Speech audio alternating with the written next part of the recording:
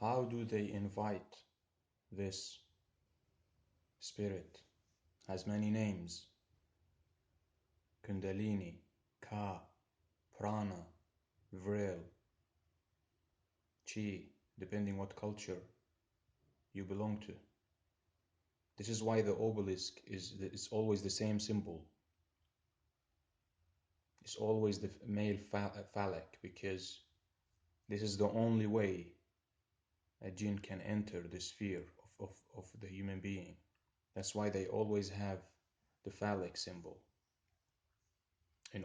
Since time immemorial, it's always been the phallic symbol.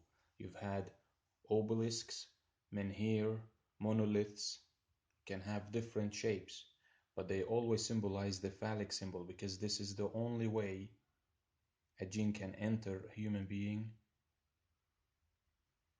I'm not speaking now about a jinn companion. I'm speaking about entering your actual sphere, your protected zone or sphere, your protected zone or sphere. They enter it and can give you answer or speak through your third eye.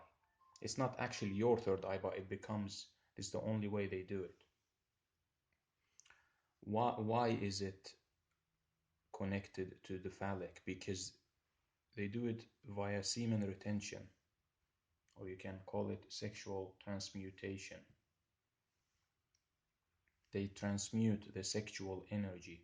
When an initiated person has intercourse with his partner, he is taught, depending what degree he is taught to retain his semen during orgasm, to save it, not to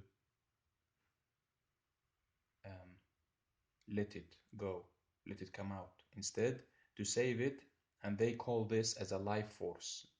This is how they're fooled. They believe this is a life force. They believe the semen is a force that creates things and can give answers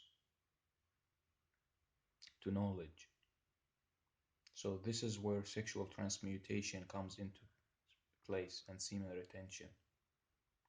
It's why we have so many no-fab communities nowadays, because they're all misled.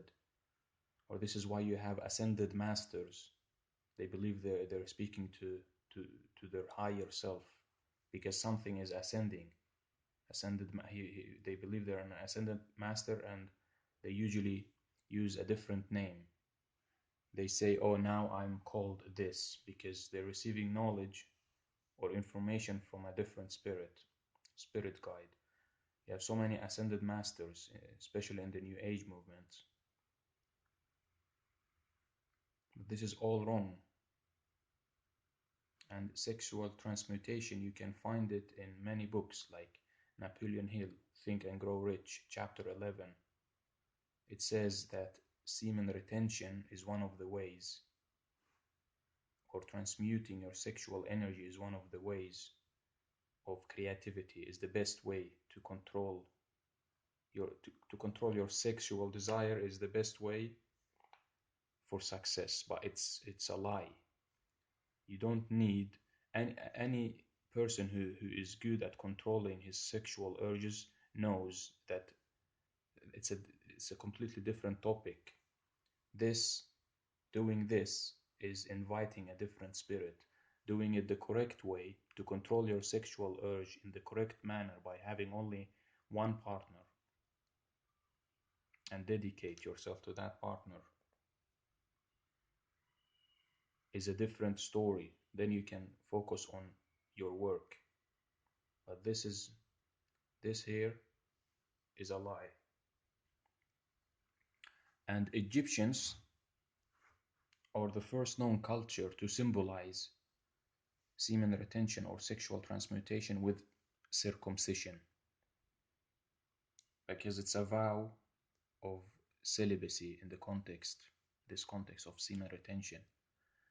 And the children of Israel, they just copied that practice, just like they copied the worship of Horus. When Moses left them, they started they built a golden calf, symbolizing Horus, because in the ancient Egyptian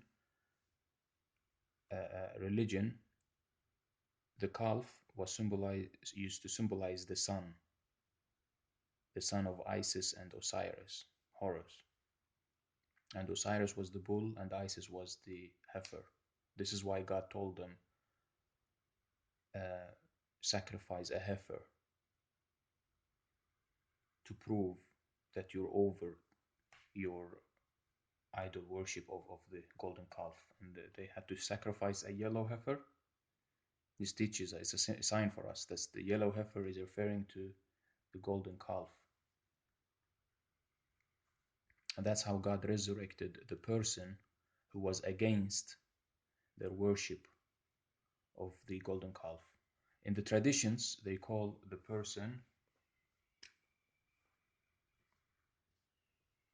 Hur. It's very interesting.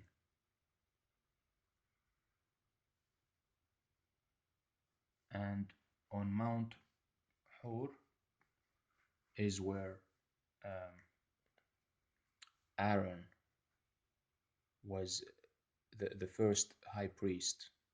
Aaron was superseded by a different high priest because they blamed it on Aaron. They blamed the, uh, uh, they said that Aaron is the one who built the heifer,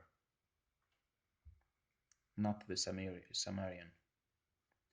But Hur and Hur, however you want to pronounce it, are both mockery, really. They're talking about Horus because the the US in Horus is a Greek addition, but the original is Hur.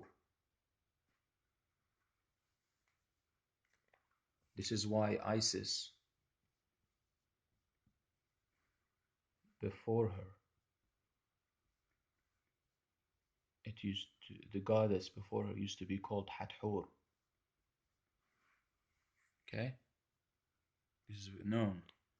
Isis is just a new name in the newer kingdoms in Egypt, but it used to be called Hathor.